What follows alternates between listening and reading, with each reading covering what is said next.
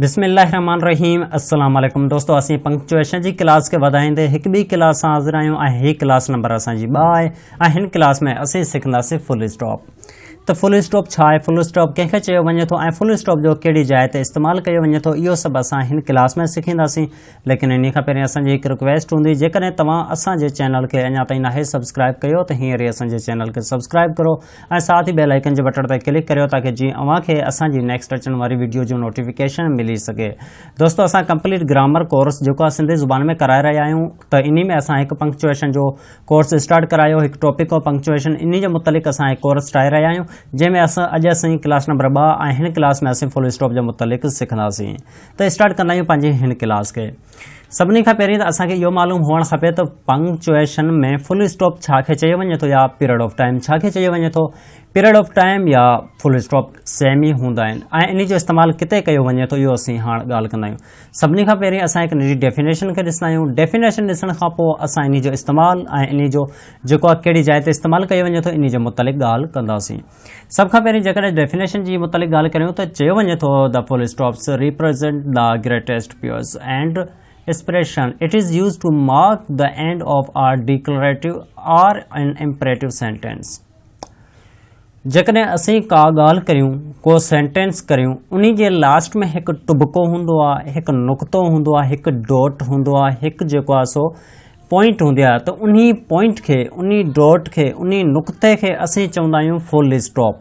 ऐं इन जो इस्तेमालु हमेशह सेंटेंस जे आख़िर में कयो वेंदो आहे। कहिड़ा सेंटेंस? डिक्लेरेटिव ऐं इम्परेटिव सेंटेंस जे आख़िर में, नेगेटिव सेंटेंस जे आख़िर में। त अहिड़नि जुमलनि जे आख़िर में जेको हीअ ॾिसी रहिया आहियो हिते बि, हीअ हिकु नंढो फुल स्टॉप आहे जंहिंखे असीं नुक़्तो ऐं वरी पॉइंट बि ऐं इन खे डॉट बि चयो वञे थो। त इन पॉइंट खे, इन नुक़्ते खे, इन जेको हिते सैम्बल ॾिसी रहिया आहियो, इन खे असीं चवंदा आहियूं फुल स्टॉप या पीरियड ऑफ टाइम। अच्छा, इन जे मुतलिक़ एग्ज़ाम्पल कंदा आहियूं। एग्ज़ाम्पल में असां इन खे डिटेल में क्लियर कंदा आहियूं त फुल स्टॉप छा आहे। This is my book. This is my book J last में मां ॾिसो त हिकु पॉइंट, हिकु डॉट, हिकु नुक़्तो ऐं हिकु हिते ॾिसो हिकिड़ो टुबको आयल आहे। इन नुक़्ते खे, इन पॉइंट खे असीं चवंदा आहियूं फुल स्टॉप।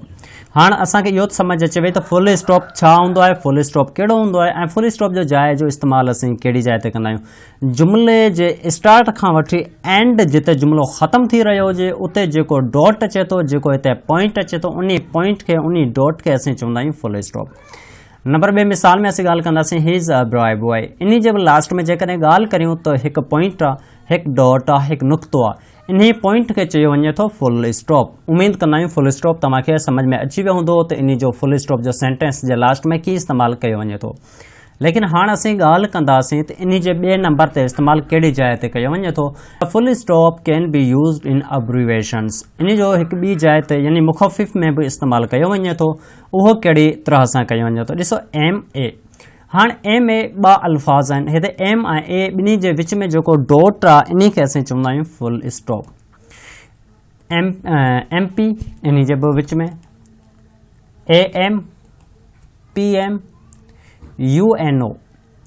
त अहिड़नि अल्फाज़नि जे विच में जेको पॉइंट ॾिनो वञे थो, डॉट ॾिनो वञे थो, यानी कि 2 अल्फाज़ हूंदा आहिनि। ॿिनि अल्फाज़नि खे जेकॾहिं धार कयो वञे शॉर्ट में, त उन ॿिन्ही जे विच में जेको पॉइंट इस्तेमालु कयो वञे थो, उन डॉट खे, उन पॉइंट खे असीं चवंदा आहियूं फुल स्टॉप। हीअ असांजो ॿियो तरीक़ो हो जंहिंमें असीं फुल स्टॉप जो इस्तेमालु करे सघूं था। दोस्तों, उमेद कंदा आहियूं अव्हांखे अॼु वारी क्लास पसंदि आई हूंदी। जेकॾहिं क्लास पसंदि आई आहे त हिन खे लाइक, शेयर ऐं कमेंट ज़रूरु कजो। इनशाअल्लाह जेकॾहिं तव्हां असांखे सपोर्ट कंदव त असां अव्हां जे लाइ ही कंप्लीट कोर्स सिंधी ज़ुबान में ही पेश कंदासीं।